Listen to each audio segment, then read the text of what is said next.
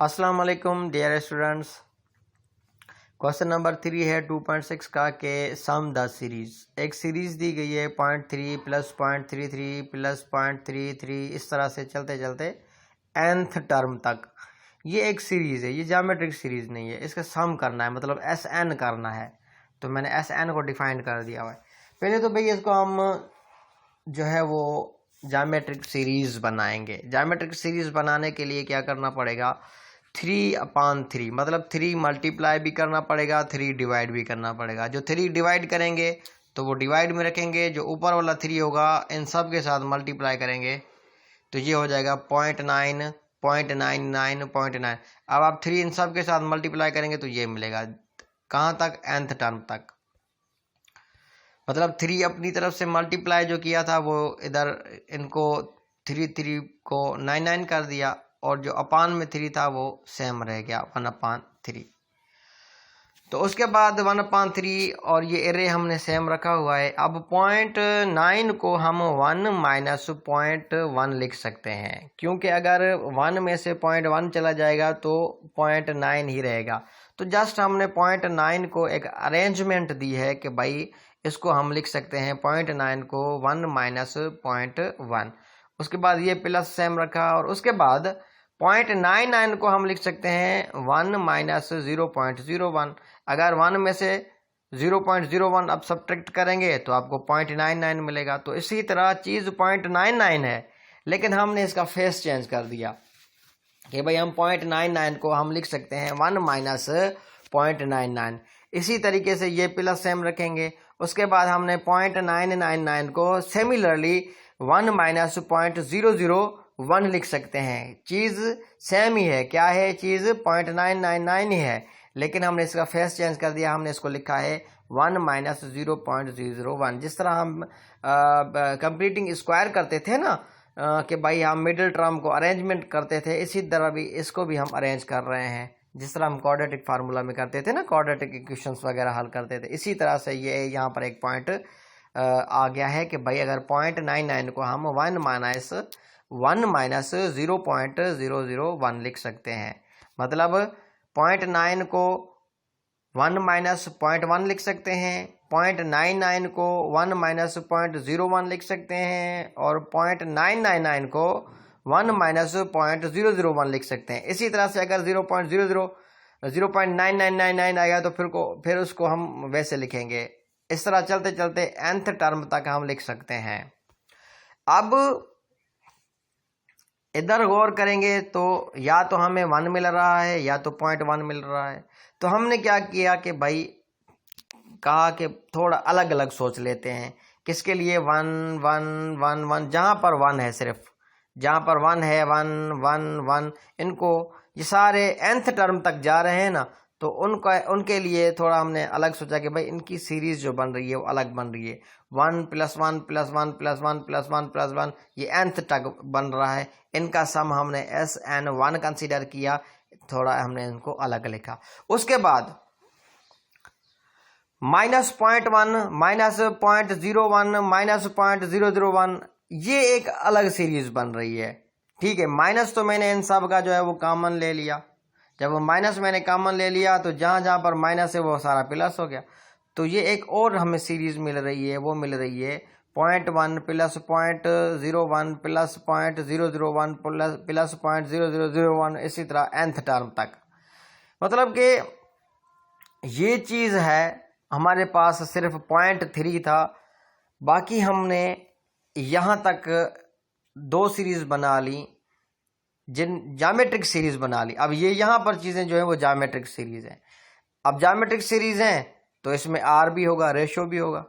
ठीक है, तो जैसे कि SN1 के लिए रेशो हमारा 1 के बराबर है, तो उस हिसाब से फार्मूला पुट करेंगे तो हमारे पास इसका सम जो आएगा वो n के बराबर होगा। ये सिंपल है, 1 1 का सम सिंपल है, वो n के ही बराबर आएगा। हमने इस फार्मूले में पुट किया क्योंकि इसका रेशो 1 है। अब हम जो मेन पॉइंट है वो कंसीडर करेंगे कि SN2 को जो है वो हम क्या करेंगे, सम करेंगे। ये बराबर है माइनस ब्रैकेट 0.1 प्लस 0.01 प्लस इधर भी जैसे कि रेशो है वो 1 से कम है, क्योंकि ये पॉइंटों की बात है तो पॉइंट जाहिर है वो 1 से कम ही होता है, तो इधर रेशो जो है वो पॉइंट से कम है, तो उसी हिसाब से ये हम फार्मूला चूज करेंगे।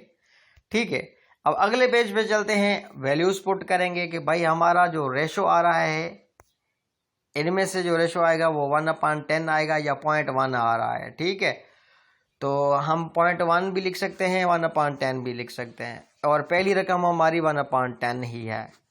अब रेशो की जगह पर भी हम 1/10 पुट करेंगे और पहली रकम हमारी 1/10 है, तो इधर A1 की जगह पर 1/10 पुट करेंगे और R की जगह पर भी 1/10 पुट करेंगे। ठीक है, फिर हम इनका LCM लेंगे, इधर भी LCM लेंगे। ठीक है, LCM लेने के बाद हमें जो है नीचे जो मिलेगा वो 10/9 मिलेगा, क्योंकि इन दोनों का LCM लेंगे तो ये 10 - 1/10 आ जाएगा। ठीक है, ये A रकम सेम रखी है मैंने, और ये माइनस जो है वो ये वाली माइनस है, सेम रखेंगे। ठीक है, तो उसके बाद ये सेम रखेंगे क्योंकि 1/10 R की जगह पर 1/10 है और Rn होता है क्योंकि यहाँ पर Rn है। ठीक है, सिर्फ R की वैल्यू पुट करेंगे लेकिन n तो सेम रहेगा ना, तो यहाँ पर 1/10 हो गया और उसकी पावर 10 की पावर n आ गई, और नीचे सिर्फ R है तो 1/10 पुट करेंगे। इन दोनों का LCM 10 - 1/10, इन दोनों का फिलहाल सेम रखें। ठीक है, इसको जो है वो हमने मल्टीप्लाई में चेंज किया तो ये 9 नीचे आ गया, 10 ऊपर चला गया। ये देखें 10 - 1 तो ये 9 हो गया, तो 9 नीचे आ गया, 10 ऊपर चला गया। इसको जब हमने ख़त्म किया, ठीक है, अब ये 10 इस 10 को डिवाइड करेगा क्योंकि ये 10 डिवाइड में है, ये 10 मल्टीप्लिकेशन में, ख़त्म हो गया, बच गया 1। 1 किसी के साथ भी मल्टीप्लाई है कोई फ़र्क नहीं पड़ता, या 1 के साथ ये 9 डिवाइड में चला आया, ये हमारा जवाब आ गया। ठीक है, ये हमारा SN2 आ गया। जैसे कि हमने मालूम करना था इसको SN को, SN में से हमने दो पोर्शन बना लिए, एक 1/1 वाला, एक 0.1 वाला। 1/1 वाले को हमने SN कंसीडर किया और 0.11 वाले सम को हमने SN2 कंसीडर किया, लेकिन ये SN1 और SN2 निकले इस SN में से ही हैं। कहाँ से निकले हैं? SN में से निकले हैं। ठीक है, तो ये दोनों बराबर होंगे इसके। ठीक है, क्योंकि SN 1/3 का है, SN के पास 1/3 अपना है ना, तो ये 1/3 और SN की जगह पर N की वैल्यू और SN2 की जगह पर ये हम रख देंगे, हमारा जवाब आ जाएगा। This is it. अगर इसके रिगार्डिंग अगर आपको कोई मसला हो तो आप मुझसे पूछ सकते हैं। सिंपल ही है कि भाई पहले तो आपने ये सीरीज़ कंसीडर करनी है, 3 जो है आपने मल्टीप्लाई डिवाइड करना है, फिर आपको 0.99 मिलेगा। 0.99 को हम 1.01 और इसी तरह से हम अरेंज कर सकते हैं। अब इधर जो है हमारी वो दो सीरीज़ आ गई, एक 1111 और एक 0.1, 0.01, 0.001, इस तरह की दो सीरीज़ आ गई। दो सीरीज़ आ गई तो 1/1 को हमने SN1 कंसीडर किया और 0.11 को जो है हमने SN2 कंसीडर किया। SN1 तो सिंपल है क्योंकि रेशो उसका 1 के बराबर है, SN1 हमारा n ही बराबर आया। ठीक है, उसके बाद SN2 जो है वो थोड़ा कॉम्प्लिकेटेड है, इसमें R हमारा जो है वो लेस देन 1 है, तो हमने फार्मूला चूज़ किया। फार्मूला चूज़ करने के बाद हमने A1 की वैल्यू A1 की जगह पर पुट की, A की वैल्यू A की जगह पर पुट की। ठीक है, और R की जगह पर R की वैल्यू पुट की। N तो वैसे डिफाइंड नहीं है, N हमने सेम रखा। ठीक है, तो A हमारे पास 1/10 के बराबर है, क्योंकि ये पहली रकम हमारी 0.1 है तो 0.1 को हम 1/10 लिख सकते हैं। ठीक है, और इसी तरह से इन दोनों के बीच में जो 0.1 और 0.01 के बीच में जो रेशो है वो भी 1/10 के ही बराबर है, तो यहाँ पर हमारा रेशो और पहली रकम सेम ही आ रही है, तो सिंपल हमने इस फार्मूले में पुट करनी है और LCM वगैरह लेना है और हमारा आंसर आ जाएगा। This is it.